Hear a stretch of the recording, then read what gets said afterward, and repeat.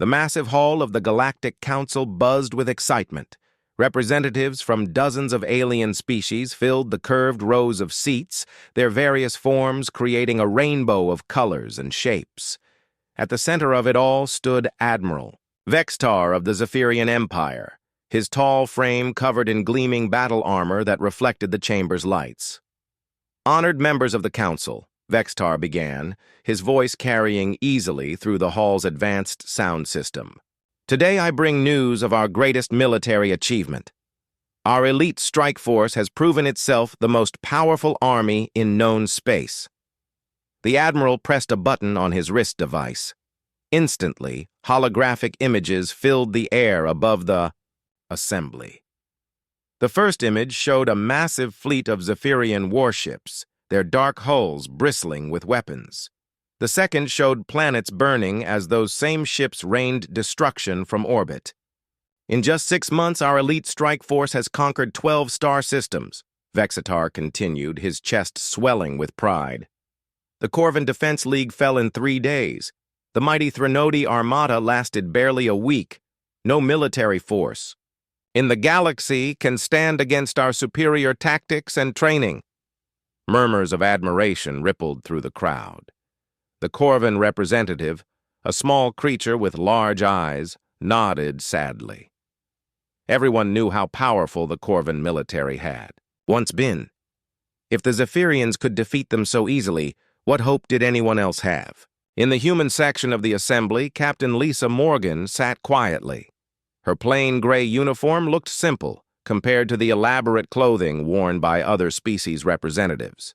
She was a woman in her 50s, with short brown hair showing, streaks of gray and hands marked by old scars. While others gasped at the holographic displays, she watched with calm, steady eyes. The Zephyrian Admiral activated another hologram. This one showed elite soldiers in advanced armor moving through a battlefield with perfect coordination. Their movements were quick and deadly. Enemy forces fell before them like grass before a cutting machine. "Our training methods are without equal," Vextar declared. "Each soldier in our elite strike force is worth 10 ordinary warriors. We have perfected the art of war itself. Our enemies surrender rather than face us in battle." More impressed whispers filled the hall. The Altarian delegate, whose species was known for their own military strength, leaned forward with obvious interest. Even the proud Centauri generals looked worried as they watched the displays. "The secret to our success," the Admiral continued, "is discipline combined with superior technology. Our soldiers follow orders without question. Our weapons are the most advanced in the galaxy. Our tactics have been tested in real combat and proven effective against all opposition."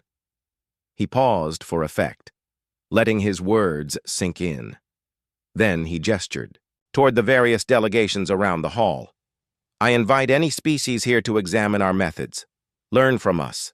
Perhaps some of you might even become worthy allies in future campaigns, though I doubt any of your forces could match our elite standards." When Vextar's gaze fell on the human delegation, his expression became almost mocking.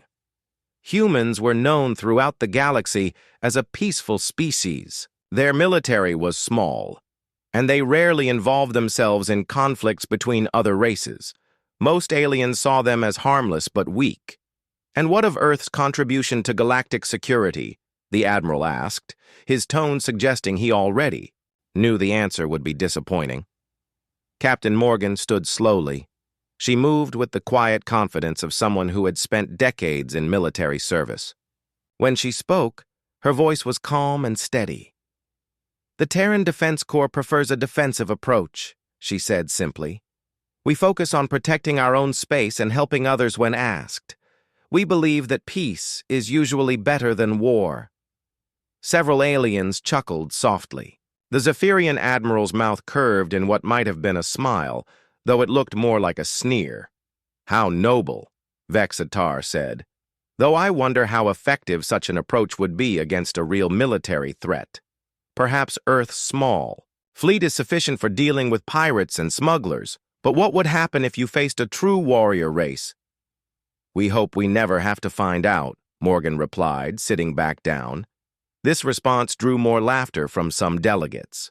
The Zephyrian admiral looked pleased with himself. He had successfully demonstrated his empire's power while highlighting humanity's apparent weakness. Indeed, Vextar said. It is fortunate for Earth that stronger species like mine exist to maintain order in the galaxy. Without proper military strength, peaceful races would be helpless against those who seek to exploit them.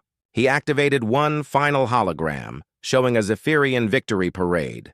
Thousands of elite soldiers marched in perfect formation while crowds cheered.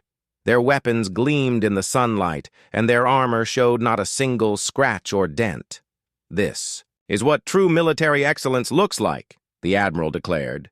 Discipline, power, and the will to use both when necessary. The Zephyrian elite strike force represents the future of warfare. Any species that wishes to remain relevant in galactic affairs would be wise to study our methods. The presentation ended with thunderous applause from most of the assembly. Delegates from smaller, weaker species looked worried about their own security. Others seemed eager to learn more about Zephyrian training techniques. Captain Morgan remained, seated, her expression unchanged. She made no effort to applaud or show any reaction to the admiral's boasts. A few aliens noticed her stillness and wondered what the human officer was thinking. As the session moved on to other business, Admiral Vextar accepted congratulations from various delegates. Representatives from several species approached him, hoping to arrange military cooperation agreements. The Zephyrian Empire had clearly established itself as the galaxy's dominant military power. But in the human section, Captain Morgan simply took notes in a small tablet. She wrote down details about the Zephyrian tactics and equipment, studying them with the careful attention of a professional soldier. When other humans asked her what she thought of the presentation, she only said that it had been very educational. The day's session ended with the Zephyrian delegation receiving more praise and attention than any other species. Admiral Vextar left the hall confident that his empire's reputation was now firmly established.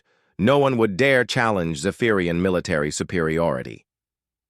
As the various delegations filed out of the chamber, Captain Morgan walked quietly among them.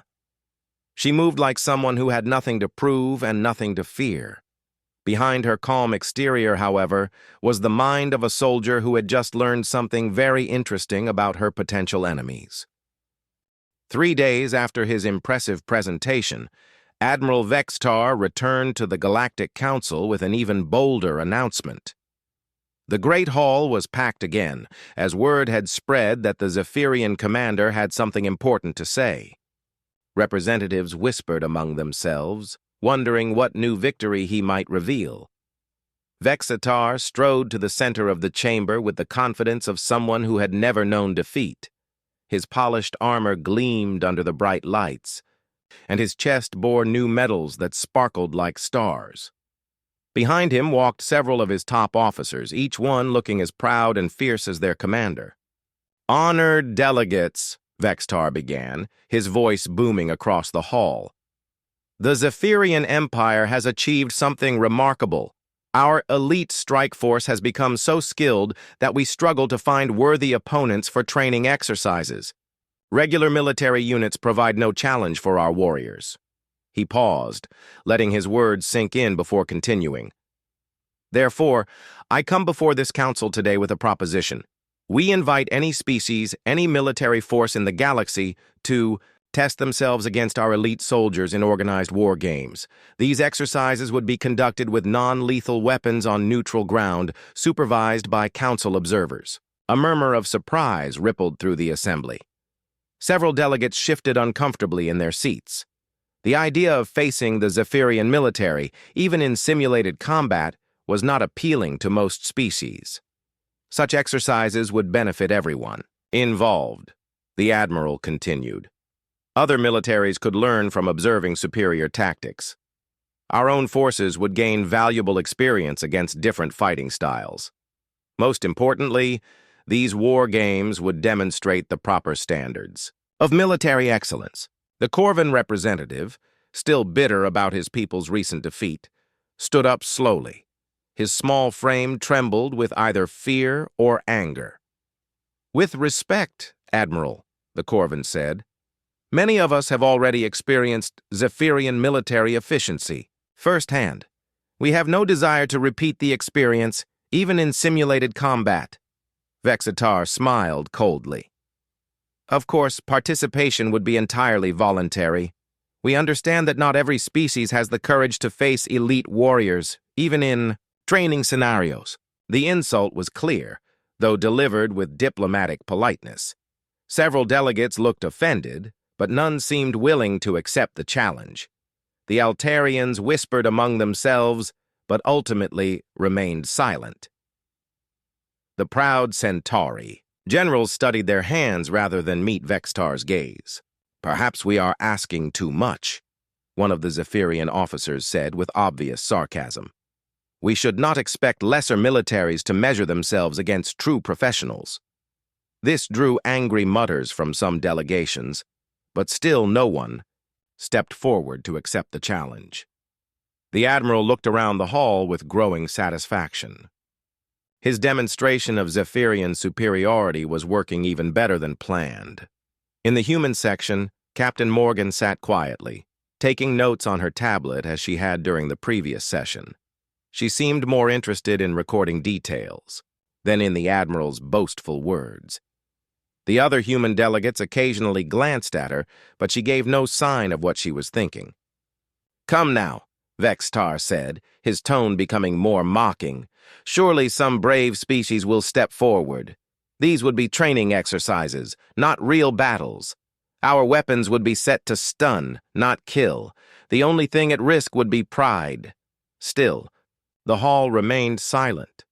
Representatives from dozens of species found sudden interest in their notes, their drinks, or the ceiling decorations, anything to avoid meeting the Zephyrian Admiral's challenging stare. "Very well," Vextar said after a long pause. "I suppose we should not be surprised. True military excellence is rare in the galaxy. Most species prefer peace and comfort to the disciplines of war.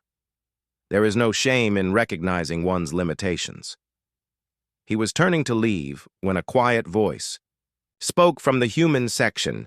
"The Terran Defense Corps accepts your challenge." Every head in the hall turned toward Captain Morgan, who had stood up calmly. Her voice had been soft, but in the sudden silence, everyone heard her clearly. The shock on Admiral Vextar's face was obvious before he quickly covered it with amusement. "I beg your pardon?" the Admiral asked, clearly not believing what he had heard. "I said we accept," Morgan repeated, her tone as calm as if she were discussing the weather. "The human military would be interested in participating in your war games." For a moment, the entire hall was silent.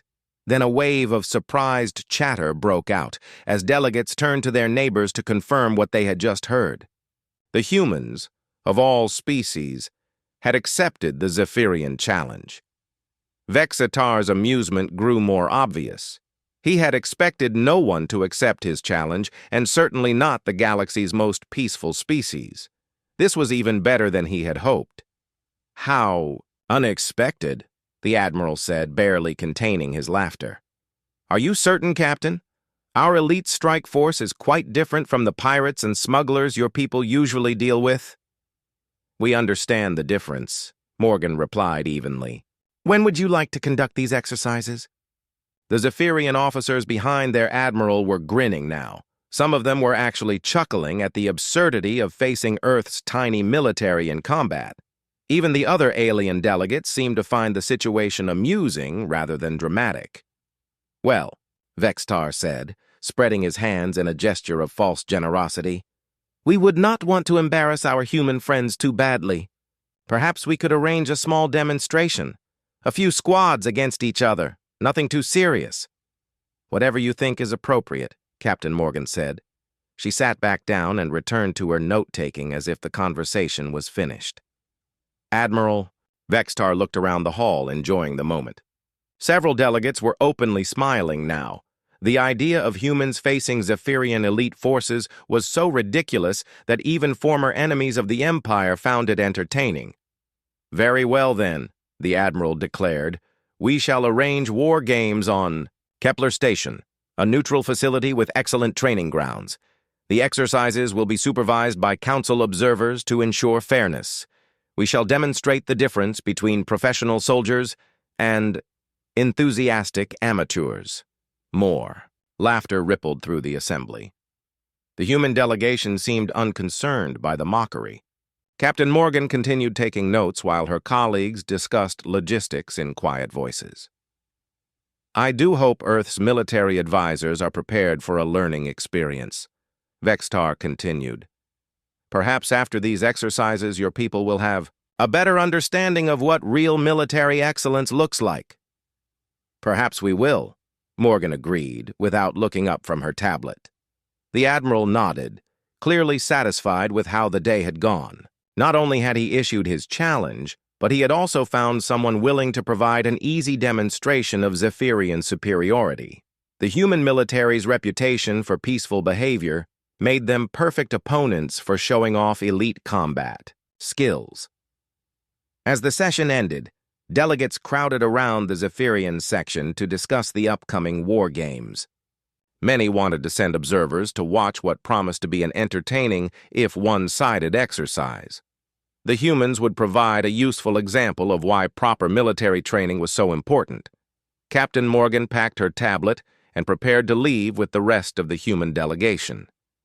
As they walked toward the exit, other species representatives offered their sympathies and wished them luck. Most seemed to genuinely feel sorry for what the humans were about to experience, but Morgan just thanked them politely and continued, walking. Her calm expression never changed, and she showed no sign of worry about facing the galaxy's most feared military force. Behind her steady demeanor was the mind of a professional soldier who knew something that Admiral Vextar was about, to learn the hard way. Kepler Station orbited a quiet star at the edge of neutral space. The facility had been built specifically for military training exercises, with multiple environments that could simulate everything from Arctic conditions to tropical jungles. For the war games between the Zephyrians and humans, the Council had selected a forested region that covered several square kilometers. Admiral Vextar stood in the observation center, watching screens that showed his elite forces preparing for what he expected to be a very short exercise. His soldiers moved with perfect discipline, checking their weapons and equipment with practiced efficiency. Each warrior wore advanced combat armor that could stop most known weapons and provided enhanced strength and speed. "Sir," reported Lieutenant Jake Phillips, one of Vextar's most promising young officers. "First squad is ready for the reconnaissance mission. We should be able to locate the human positions within an hour." Vextar nodded approvingly. Phillips was exactly the kind of soldier the elite strike force produced, confident, skilled, and completely loyal. The lieutenant had never failed a mission and had led successful operations against some of the galaxy's toughest opponents. "Remember, Phillips," the Admiral said, "these are just humans. They have no real military experience against professional forces. Make this quick and clean. I want the exercise finished before the Council observers get bored." "Understood, sir," Phillips replied. He turned to address his squad of 12 elite soldiers. "You heard the Admiral. This should be easy work. Stay alert, follow procedure, and we'll be back for dinner." The Zephyrian squad entered the forest training area through the northern entrance. Each soldier carried a rifle set to stun mode, along with various detection devices that could locate enemies at long range. Their armor's sensors provided detailed information about the surrounding environment, marking potential hiding spots and tracking any movement. For the first 30 minutes, everything went according to plan. The squad moved through the trees, in perfect formation, covering ground quickly while maintaining tactical awareness. Their equipment detected no signs of human activity, which was exactly what they expected from an inexperienced opponent. "Probably hiding in the most obvious spots," muttered Corporal Dex, the squad's demolitions expert. "These humans probably think a few bushes will keep them safe from our sensors." Lieutenant Phillips held up a hand for silence as they approached a small clearing. According to their maps, this area provided good sight lines in multiple directions, making it an ideal place for the humans to set up some kind of defensive position. "Spread out," Phillips ordered quietly. "Standard search pattern. Remember, we need to take them alive for the exercise rules." The elite soldiers moved into the clearing with weapons ready. Their sensors showed nothing unusual. No heat signatures, no movement, no electronic signals that might indicate hidden equipment. The area appeared completely empty.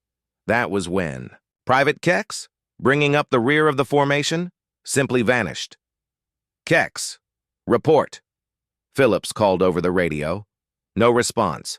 He turned to look for the missing soldier and found empty forest. "Kex, respond immediately." Still nothing. The other soldiers began looking around nervously. Their sensors still showed no signs of enemies, but one of their team members had disappeared without making a sound.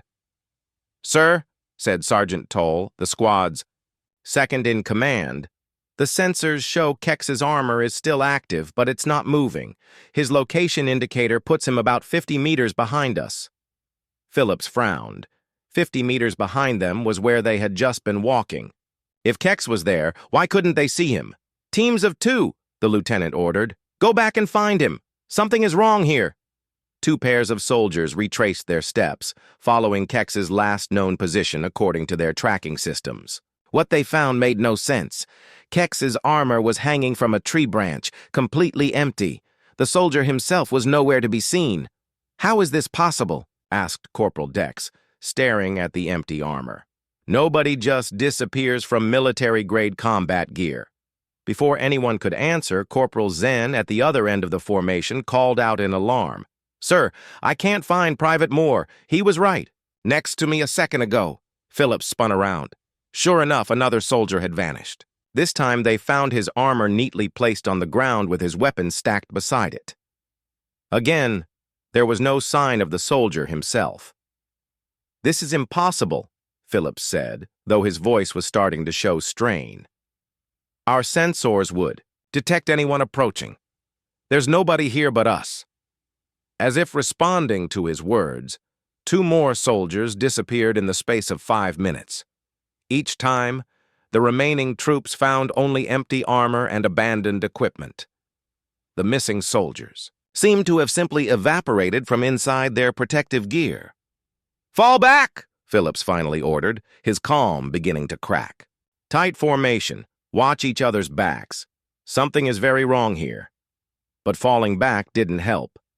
As the remaining soldiers tried to retreat, they continued to lose team members one by one.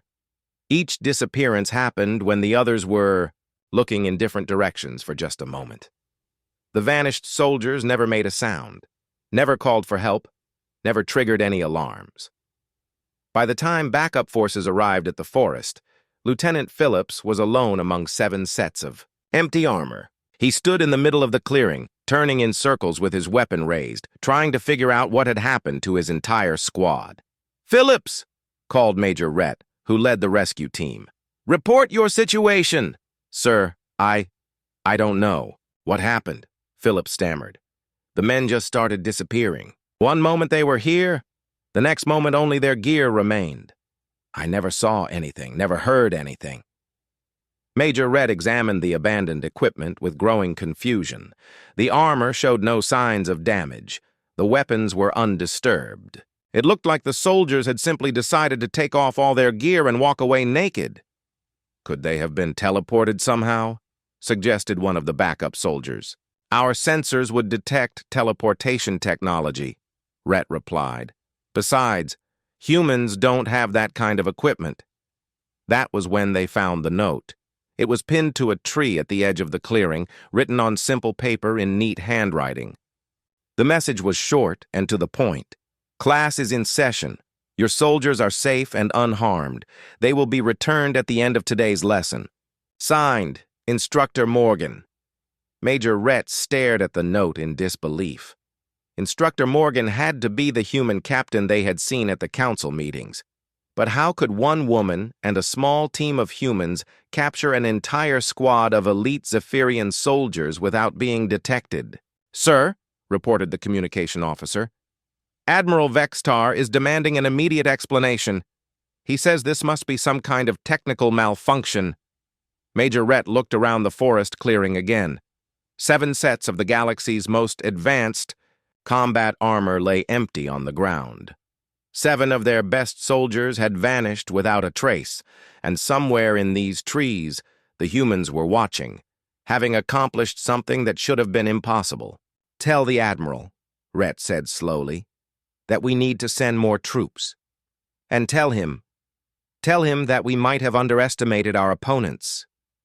As the backup forces began their own search of the forest, none of them noticed the small cameras hidden in the trees around the clearing. In a bunker several kilometers away, Captain Morgan watched their movements on multiple screens, while her captured prisoners sat safely behind her, still confused about how they had been taken so easily. "Beginning of Lesson 1, she said quietly to her team. "Always know your enemy better than they know themselves." Admiral Vextar paced back and forth in the command center, his armor clanking with each angry step. The loss of an entire squad without explanation had shaken his confidence, but he refused to believe that humans could actually pose a real threat. There had to be some logical explanation for what happened. "Sir," reported Major Rhett, "we've deployed 2nd Battalion to sweep the forest. 3 full companies with heavy support vehicles. The humans won't be able to hide from that much firepower." Vextar nodded grimly. 2nd Battalion was equipped with the latest Zephyrian military technology. Their armored vehicles could level entire forests if necessary, and their soldiers carried weapons that could punch through solid steel. Whatever trick the humans had used before would not work against such overwhelming force. "I want this exercise ended quickly," the Admiral ordered. "Find these humans, capture them, and demonstrate proper military procedure. The galaxy is watching, and we cannot appear weak." In the forest, Sergeant Rick Carter crouched behind a fallen log and watched the approaching Zephyrian forces through his field glasses. Carter was a veteran of Earth's colonial expansion wars, conflicts that most aliens had never heard of. During those brutal campaigns on distant worlds, human soldiers had learned to fight enemies with superior technology and numbers. They had developed tactics that the galaxy's regular armies could not imagine. 12 armored vehicles approaching from the east, Carter reported quietly into his radio. "Infantry support, standard formation. They're following the main trail like they're on parade." Captain Morgan's voice crackled back through his earpiece. "Remember, Rick, we're not trying to destroy them. This is a teaching moment. Show them why their tactics won't work in real combat." "Understood, ma'am," Carter replied. He turned to his small team of 6 human Marines. Each soldier carried basic equipment that looked primitive compared to Zephyrian gear. No advanced armor, no energy. Weapons, just simple projectile rifles and a collection of items that most military forces would consider junk. "All right, people," Carter said softly. "Time to give our alien friends a lesson in asymmetric warfare. Remember what we learned fighting the rebels on New Montana. Technology doesn't win wars. Soldiers do." The Zephyrian column advanced confidently through the forest. Major Rhett led from the front vehicle, watching his sensors for any sign of human activity. Behind him, 3 companies of elite soldiers moved in perfect formation, their weapons ready for whatever primitive ambush the humans might attempt. The first surprise came when the lead vehicle suddenly stopped moving. The driver tried to accelerate, but the massive war machine remained motionless, despite the engine running at full power. "Engine malfunction," the driver reported. "All systems show normal, but we're not going anywhere." Major Rhett climbed out to investigate and immediately saw the problem. Someone had wrapped thick cables around the vehicle's treads, anchoring them to several large trees. The cables were made from local vines twisted together, nothing that would show up on their advanced sensors. "Primitive but effective," Rhett muttered. He ordered his engineers to cut the cables, but before they could start, the forest around them erupted into chaos. Smoke bombs exploded along both sides of the trail, filling the air with thick gray clouds that confused the Zephyrian sensors. The aliens switched to thermal imaging, but found that the humans had somehow masked their heat signatures. Emergency flares lit up the forest in random directions, overloading the night vision equipment. In the confusion, Carter's team moved, like ghosts, through the trees. They had studied the Zephyrian equipment carefully and knew exactly how to defeat each system. Simple mirrors reflected laser-targeting beams back at their sources. Metallic chaff scattered from small mortars confused. The radar systems, basic smoke and light, created more problems for the advanced sensors than any electronic warfare device. "Contact left," shouted a Zephyrian soldier, firing at movement in the trees. His energy bolts scorched the forest, but hit nothing but shadows.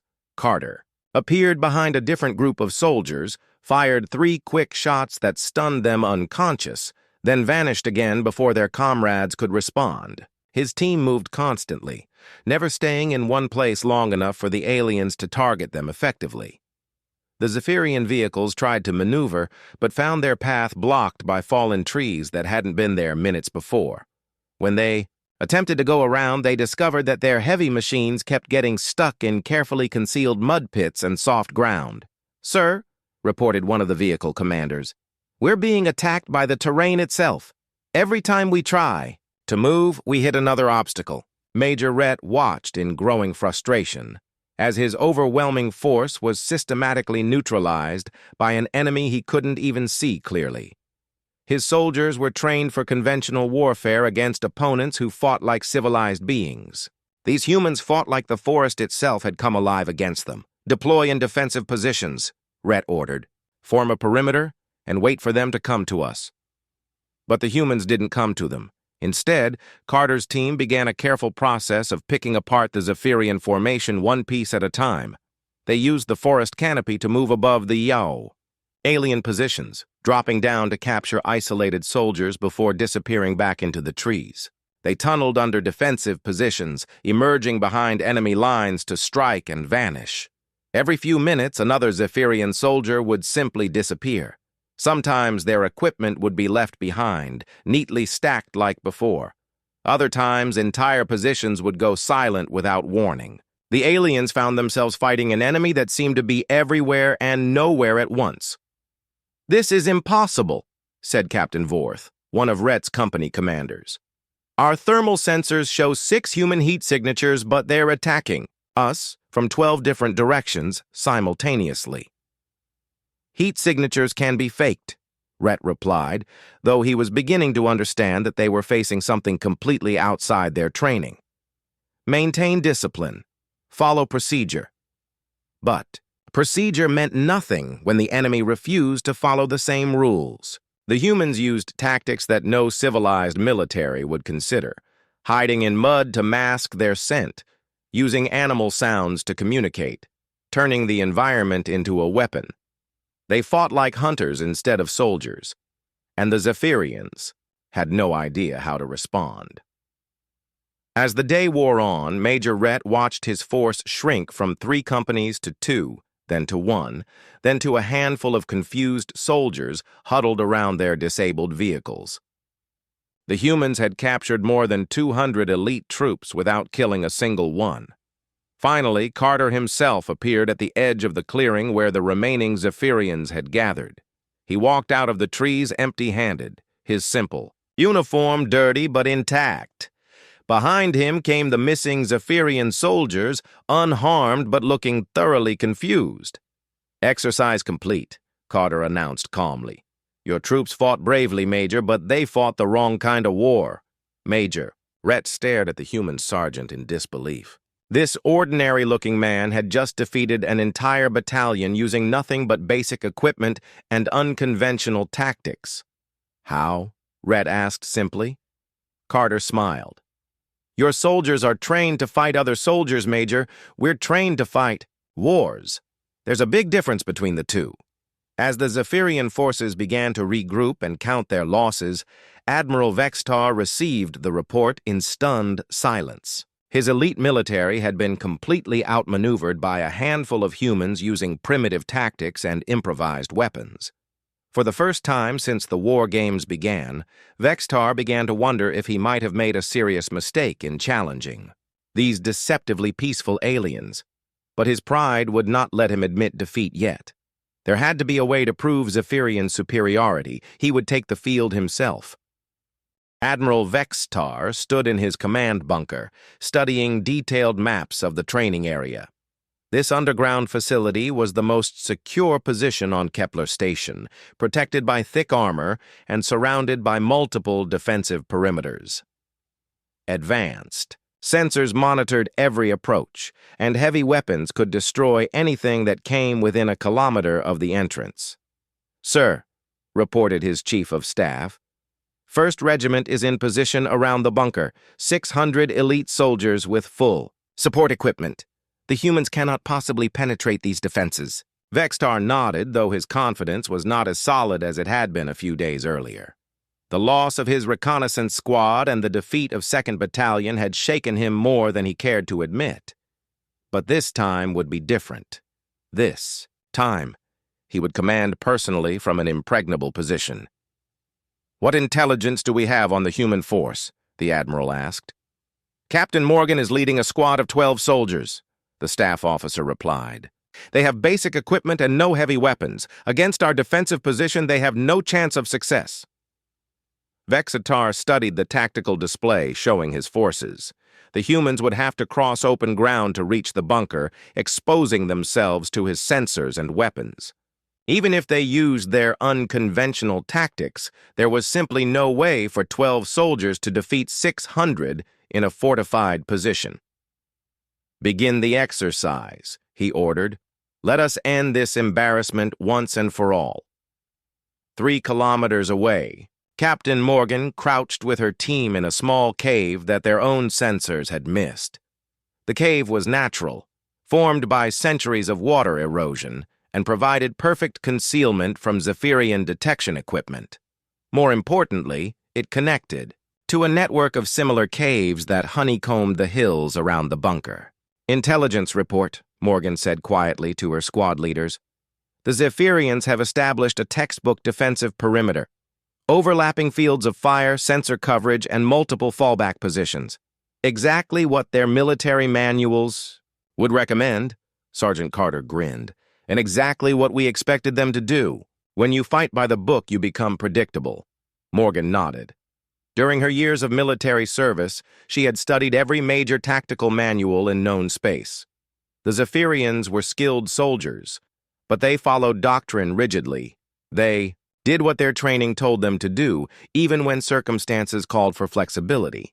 "Remember," she told her team, "we're not trying to destroy their position.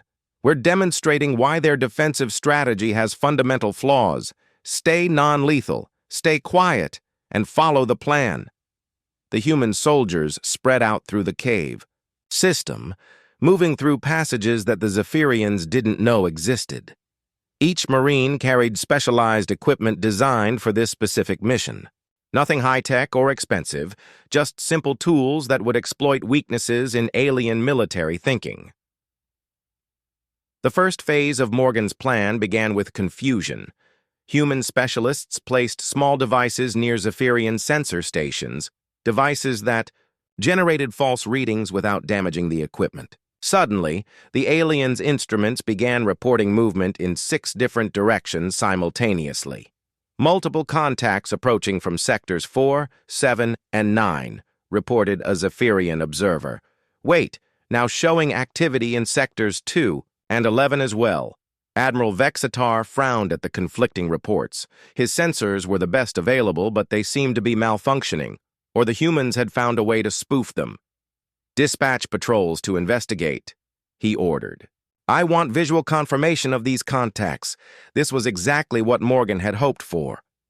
As Zephyrian soldiers left their defensive positions to investigate false alarms, they walked into carefully prepared ambush sites. Human Marines waited, in positions that the aliens' doctrine said were impossible to defend, using the terrain in ways that violated everything the Zephyrians had been taught about warfare. One by one, the patrol squads went silent. Each time, their last transmission reported strange equipment failures, followed by mysterious encounters with an enemy that seemed to vanish before reinforcements could arrive. "Sir," reported the communications officer with growing concern. "We've lost contact with 6 patrol units. Their equipment shows active, but they're not responding to radio calls." Vextar realized that the same thing was happening again.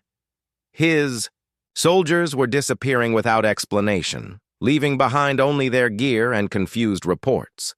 But this time, he was determined to solve the mystery. "Launch surveillance drones," he ordered.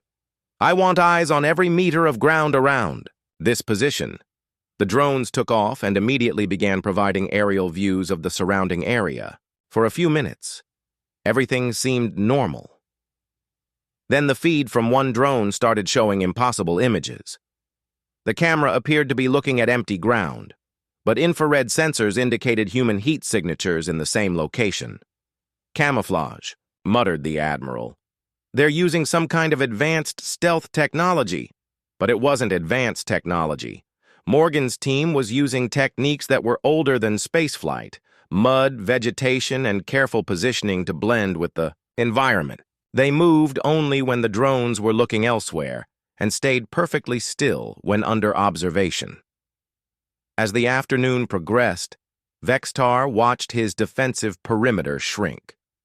His soldiers were being captured or neutralized faster than he could replace them. Worse, he was beginning to realize that the humans weren't trying to reach his bunker at all. They were systematically dismantling his entire defensive structure. "Sir," said his chief of staff nervously, "perhaps we should call for reinforcements from orbit." "Absolutely not," Vextar snapped. "We will not admit defeat to a handful of primitive humans." But defeat was exactly what was happening. Morgan's forces had studied Zephyrian defensive doctrine thoroughly and knew exactly how to counter it. They attacked supply lines instead of strong points. They targeted communications rather than weapons. They created chaos in the command structure by making it impossible to get accurate information. By evening, Admiral Vextar found himself alone in his command bunker. Every soldier in his defensive perimeter had been captured or neutralized. His communications were down, his sensors were providing false information, and his supposedly impregnable position had become a trap. That was when Captain Morgan walked calmly through the bunker's main entrance. Vextar spun around, his weapon drawn, only to find the human officer sitting casually at his strategy table. She had somehow entered the most secure facility on Kepler Station without triggering a single alarm. "How?" the Admiral asked, his voice barely a whisper. Morgan gestured toward an air vent near the ceiling. "Service tunnel. Your defensive plan. Covered every approach except the maintenance passages. Most species forget about infrastructure when they design military positions." She pulled out a simple tablet and began reviewing tactical notes as if she were in her own office instead of an enemy command center. "Your soldiers fought well," Morgan continued conversationally. "But they fought the war you trained them for, not the war they were actually in. Rigid doctrine works fine against opponents who follow the same rules. Against an adaptive enemy, it becomes a weakness." Vextar lowered his weapon slowly. Around the bunker, he could hear human voices as Morgan's team secured the facility. His entire regiment had been defeated by 12 soldiers using tactics that no civilized military would consider proper. "What are you?" he asked finally. Morgan looked up from her tablet with a slight smile. "We're teachers, Admiral, and class is still in session." As Zephyrian reinforcements arrived to find their commanding officer captured and their elite forces defeated, word spread quickly through the Galactic Council. The humans had not just won the war games, they had demonstrated that everything the galaxy thought it knew about military tactics was incomplete. But this was only the beginning of the lessons Captain Morgan had planned.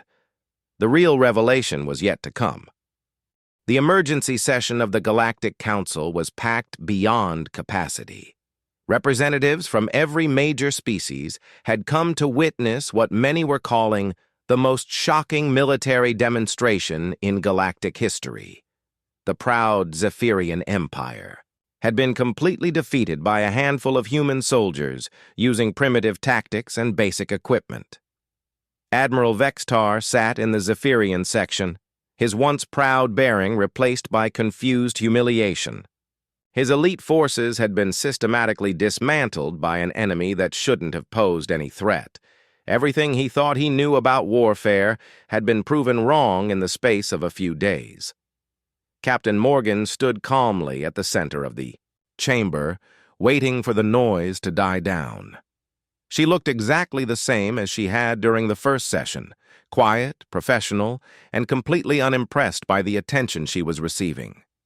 Behind her stood several of her team members, including Sergeant Carter, all of them maintaining the same calm demeanor.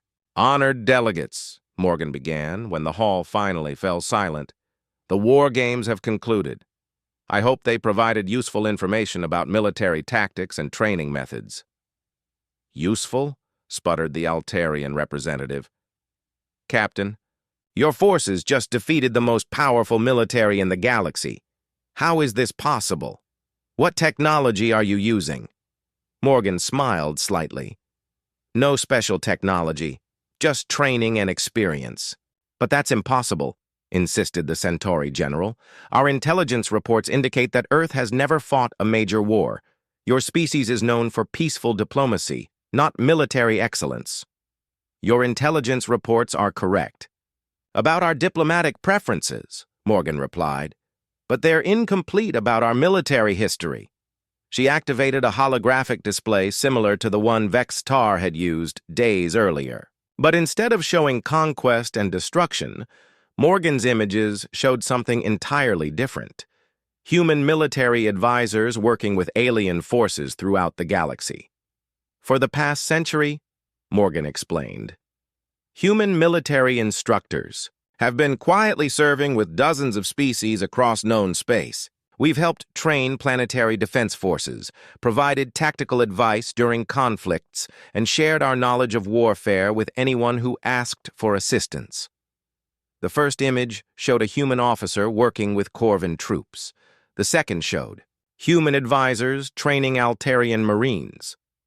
A third displayed human instructors teaching combat techniques to Centauri soldiers. Admiral Vextar stared at the images with growing horror. He recognized some of the locations. More importantly, he was beginning to understand something that made his stomach turn cold.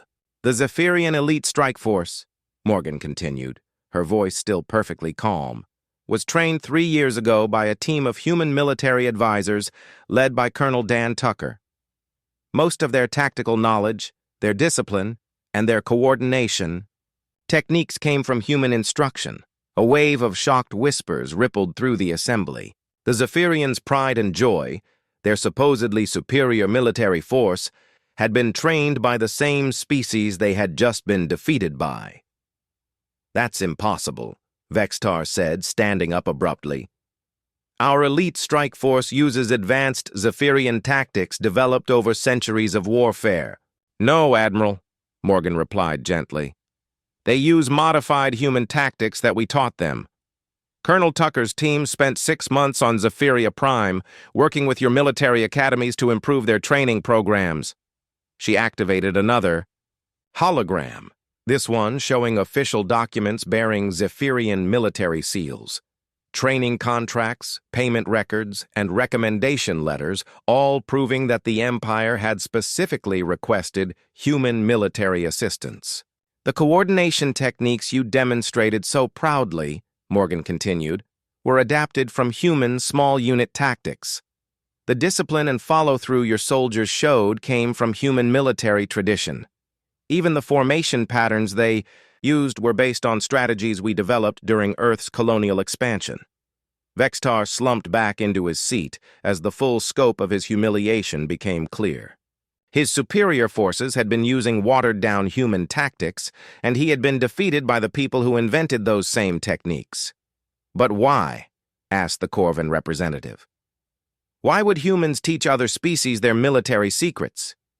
"Because peace is easier to maintain when everyone can defend themselves," Morgan answered. "We prefer to help other species develop their own defensive capabilities rather than conquering them ourselves." "Defensive capabilities?" The Altarian delegate looked confused. But Admiral Vextar's forces conquered 12 systems using your techniques. Morgan's expression became slightly colder. They used basic versions of our techniques. What we taught them was sufficient for defense against most threats. We didn't share our more advanced methods. More advanced? Vextar asked weakly. The tactics we used against you during the war games, Morgan explained, represent intermediate-level human, military doctrine. What we taught your trainers was elementary-level material suitable for new recruits. The hall erupted into chaos as delegates realized what they were hearing. Every major military force in the galaxy had been trained by humans using basic techniques, while the humans themselves possessed far more sophisticated knowledge that they had kept secret. You mean, said the Centauri general slowly, that our best forces are using primitive human tactics? Not primitive, Morgan corrected. Basic. There's a difference. The techniques we shared are effective and reliable. They're just not our most advanced methods. She activated one final hologram, this one showing a simple organizational chart. At the center was Earth, with lines connecting to dozens of other worlds.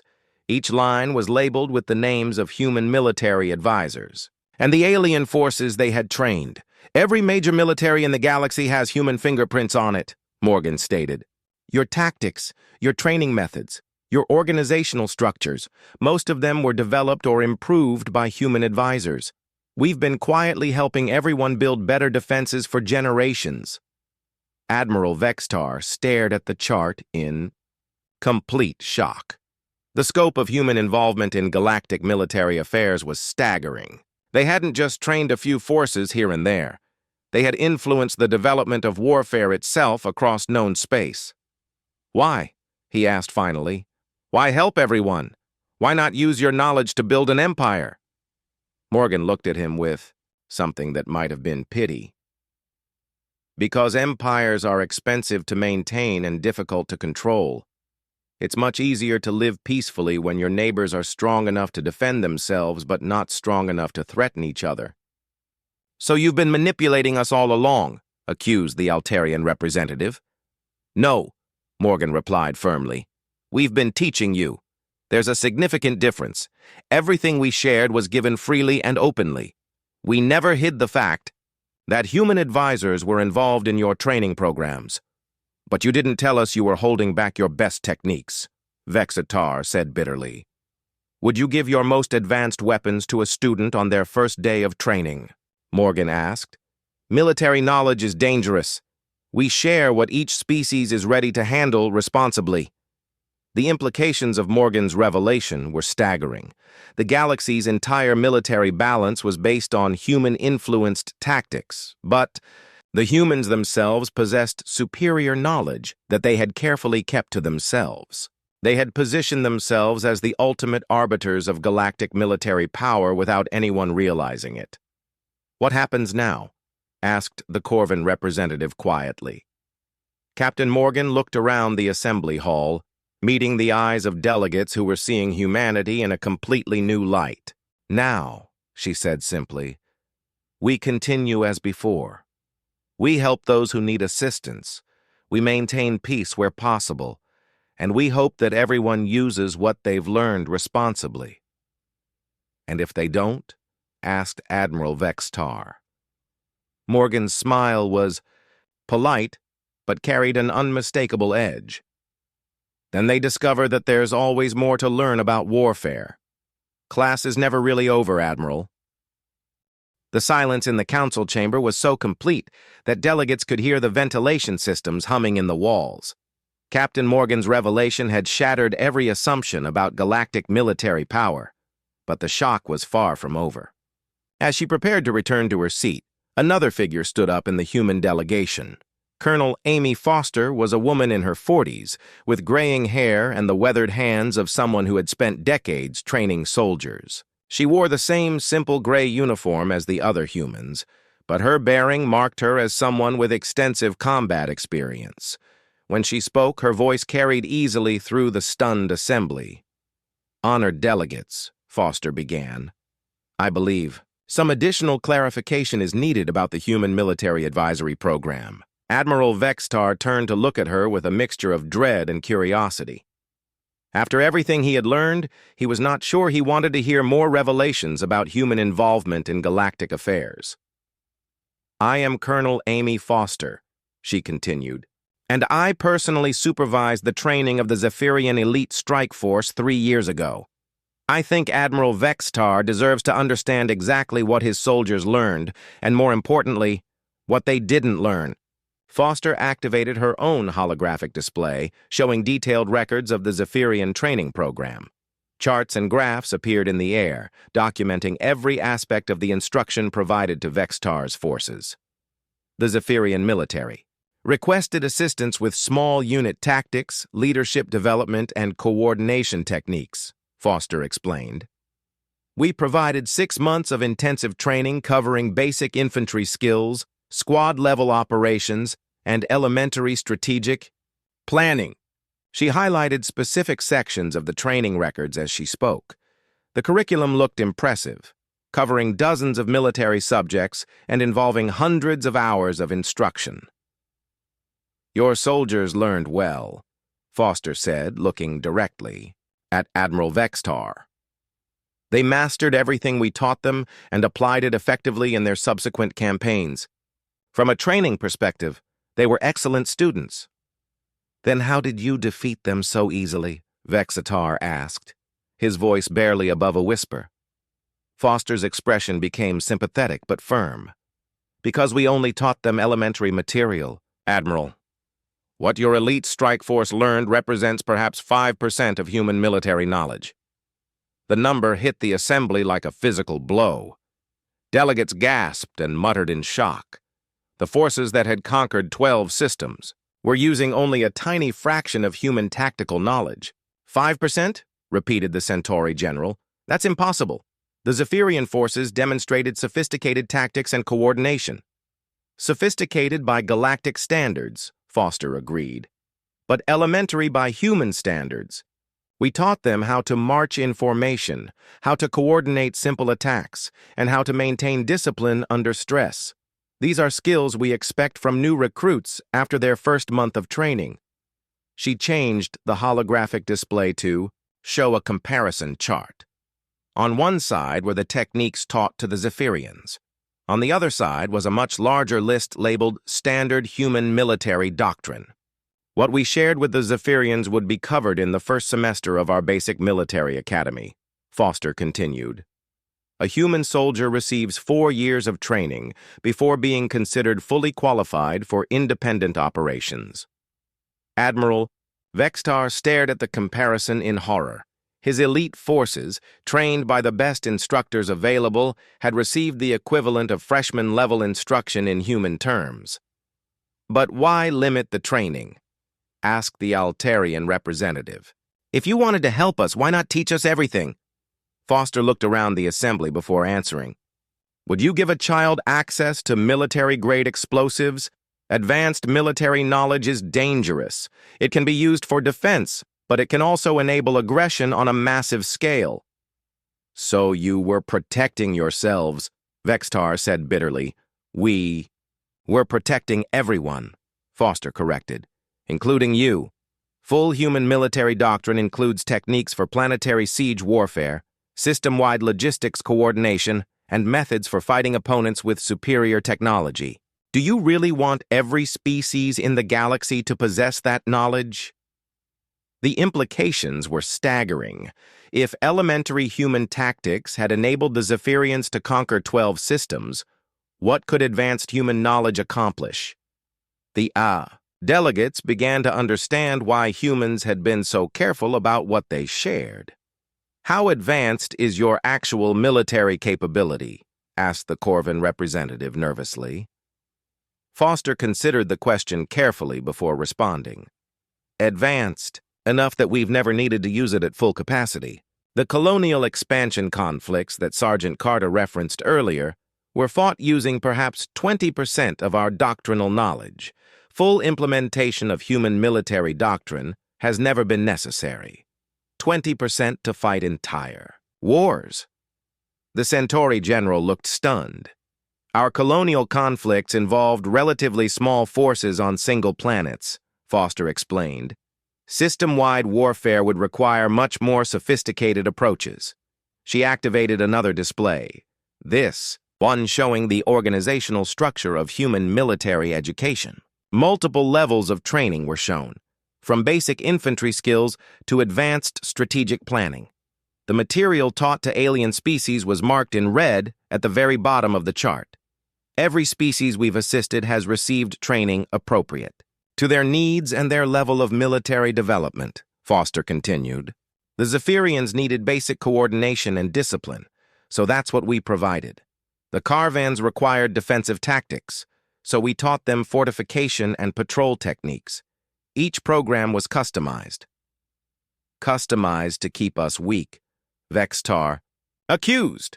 Customized to keep you safe, Foster replied firmly.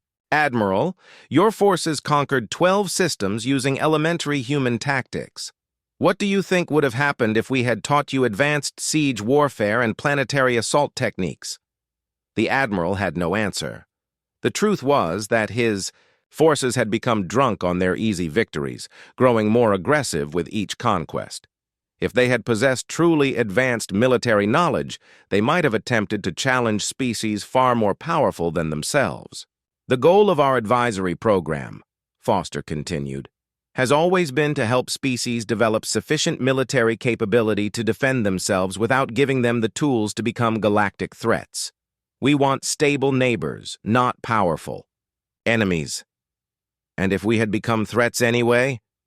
Asked the Altarian delegate. Foster's smile was polite but cold. Then you would have discovered that there are many more lessons to learn about warfare. Human military doctrine includes extensive sections on conflict resolution and threat neutralization. The euphemisms were clear enough.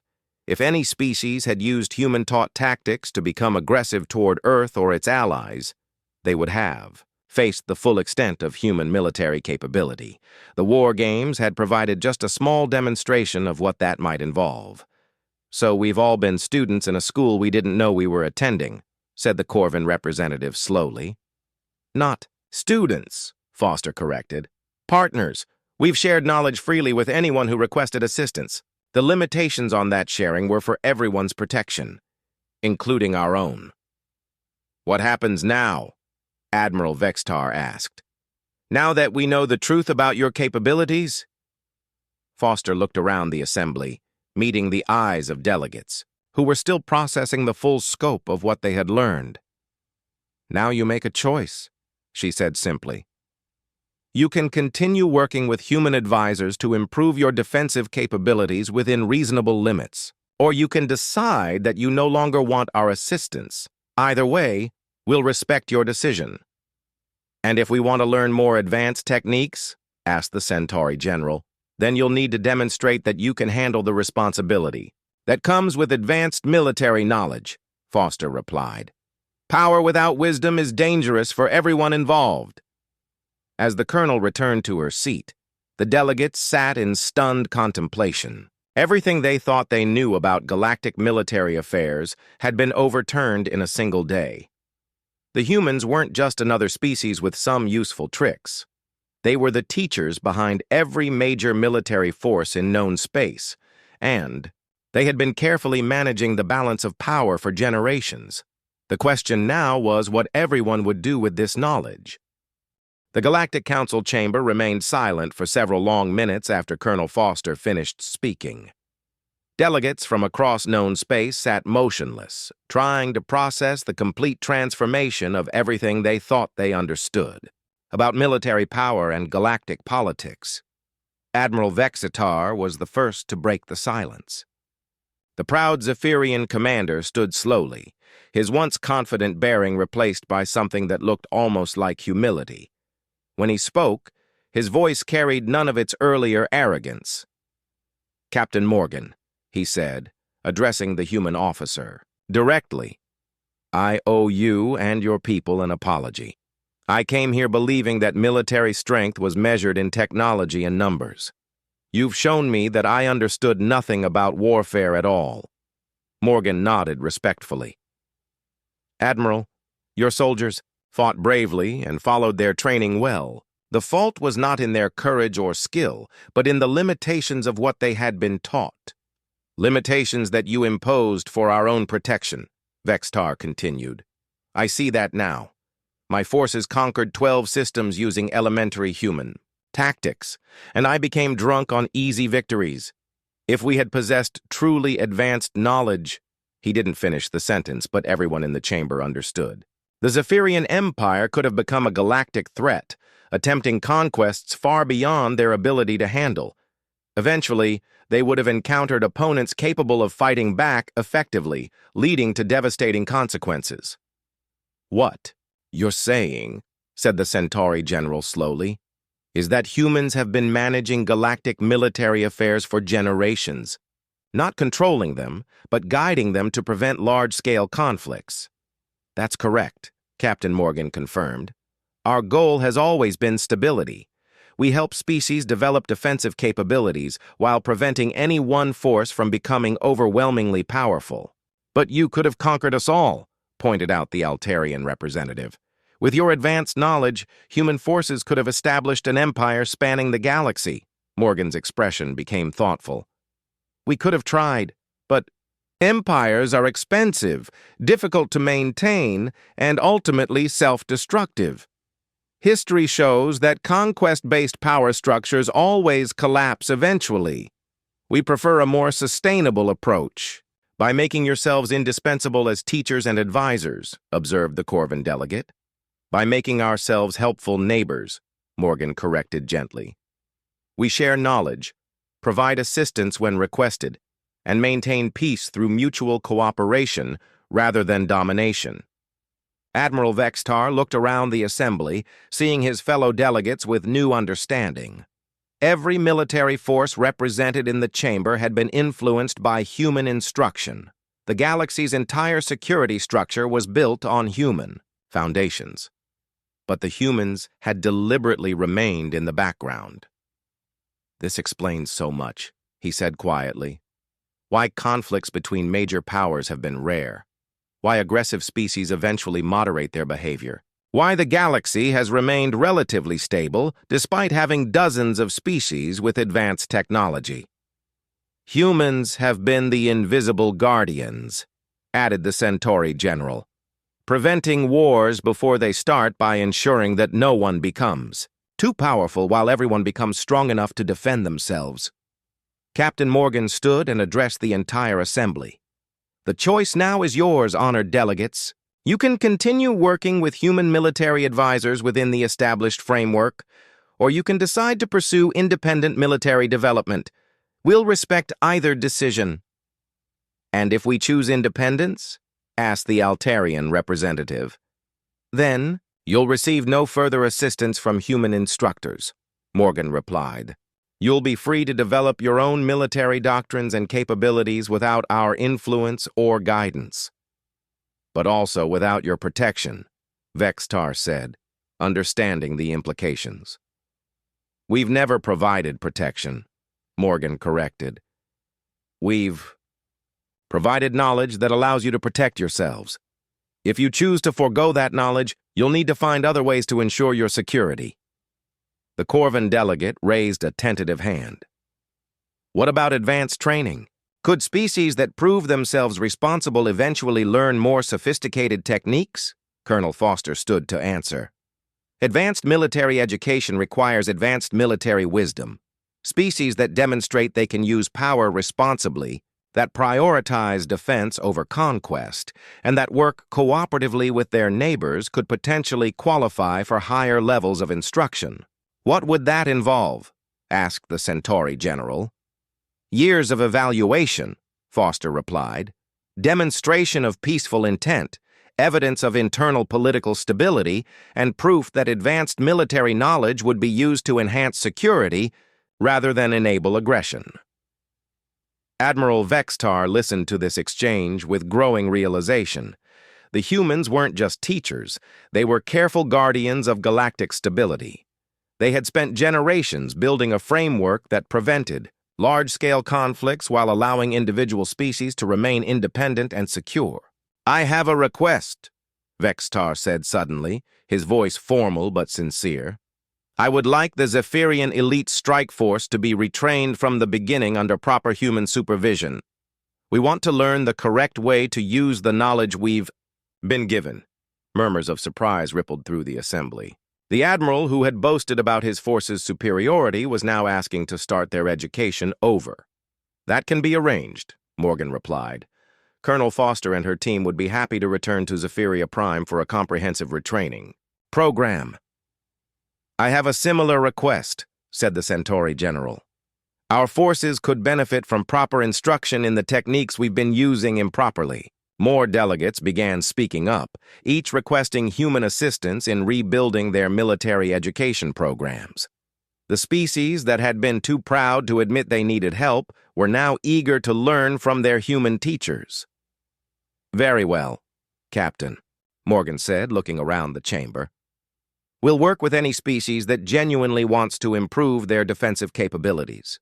But remember, this isn't about making your forces more powerful. It's about making them more effective at protecting what matters to you." As the session continued, the delegates began to understand the full scope of what had been revealed. Humanity hadn't just demonstrated superior military capability, they had shown that they had been the quiet architects of galactic peace for generations. Every species in the chamber owed their security, at least in part, to human wisdom and restraint. "1. Final question," said the Altarian representative. "Why reveal all this now? You could have continued operating in secret." Captain Morgan smiled. "Because secrets become harder to maintain as more people become involved. Eventually someone would have figured out the pattern. We prefer honesty to deception whenever possible. Besides," added Colonel Foster, "it's time for the galaxy to understand that peace isn't something that just happens.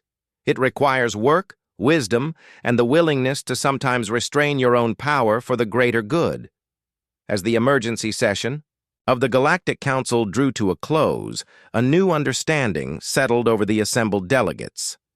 They had come expecting to witness the humiliation of human forces by superior Zephyrian military might. Instead, they had discovered that humanity had been quietly protecting and guiding galactic civilization for generations. The humans weren't conquerors or rulers. They were teachers and guardians, sharing just enough knowledge to maintain stability, while keeping enough in reserve to handle any serious threats that might emerge. They had positioned themselves not as overlords, but as the wise mentors that kept the galactic community safe. Admiral Vextar looked around the chamber one final time, seeing his fellow delegates with completely new eyes. They were all students, in a classroom they hadn't known existed, taught by instructors who had remained invisible until the lesson required their revelation. "Class is in session," he said quietly, remembering Captain Morgan's words from the war games. And apparently, it always has been. As the delegates filed out of the chamber, each returned to their homeworlds with a profound new understanding. Humanity had joined the galactic community not as equals, but as silent guardians. Everyone else had been living under their protection, without even knowing it, and perhaps more importantly, everyone was safer because of it. The galaxy would never look the same again.